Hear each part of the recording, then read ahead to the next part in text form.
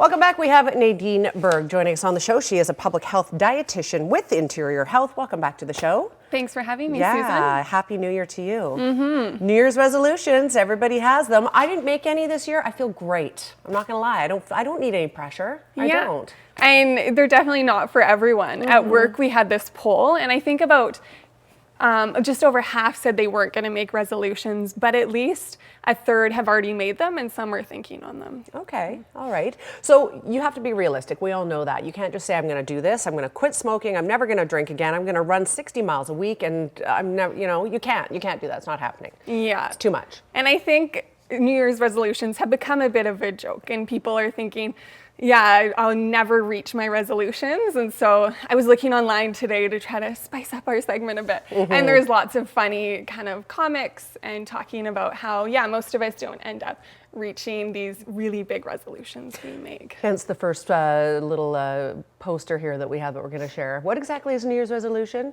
A to-do list for the first week of January. That's so true for a lot of us, right? Oh yeah, we'll get all these great things done and then we'll just go back to being us. Yeah, so it's January 8th and the first week is over. So now we can start making goals that will hopefully have longer lasting change. Absolutely, and you have a SMART acronym here. SMART standing for 5 different terms that we're going to talk about. Yeah, so this really helps us make goals that we are more likely to achieve. To start with, if you think about making a goal that's really vague, something like I want to eat healthy or I want to be more fit, what does that actually look like and what strategies am I going to use to meet that? So that's why having something specific really helps. So say maybe for healthy eating, it could be like, I know I often have junk food late at night. So that is a specific thing I want to focus on. Right, so you could cut out that specific thing and then move on. Yeah. Okay, the next one is M for measurable.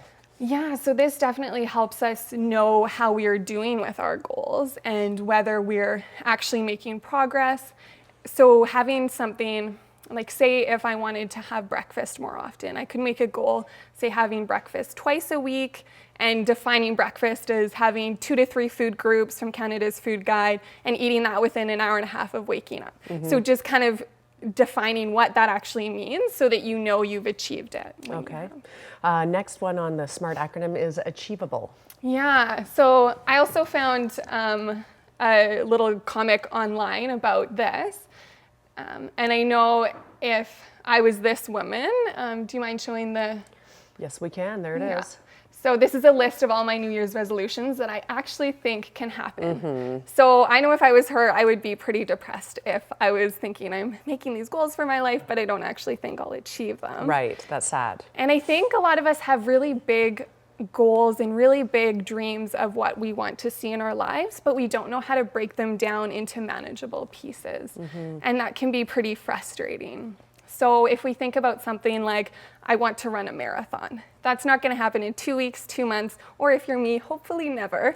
But finding something that, so say for the marathon, you might run that in 2 years. But this year, maybe you want to run a 5K in the spring, a 10K in the fall, and then do maybe a half marathon next year. You break it up into segments and then find strategies that will make it happen. Finding a running partner to help motivate you, finding a strategy for running during the winter. Excellent. All right, relevant. Yeah, so this is what really helps us when things get hard and when we don't feel like working towards that goal anymore. So why does it matter to you? It can be something personal, or it can be something where I want to do it because I know it really benefits people I love. So it could be something like I want to sit down and have family meals more often because I know for my kids that it benefits their social, emotional health, as well as having better nutrition and is good for their success in school. Absolutely. So that will keep you going when it's hard to get them to put their devices away and you're really busy and don't feel like doing this, but it'll make a difference. Last one, time bound.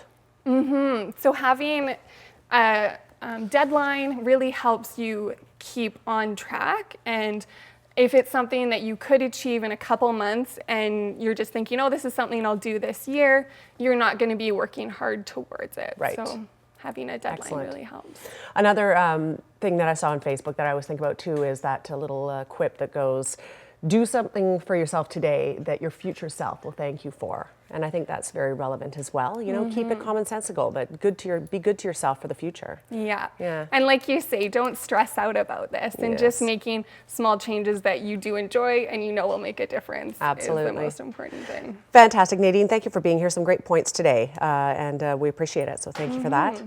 Quick break. When we come back, we're going to be cooking in the kitchen with Chef Romeo from Romeo's Kitchen and Spirits, doing up some scallops today. Delicious. Stay with us.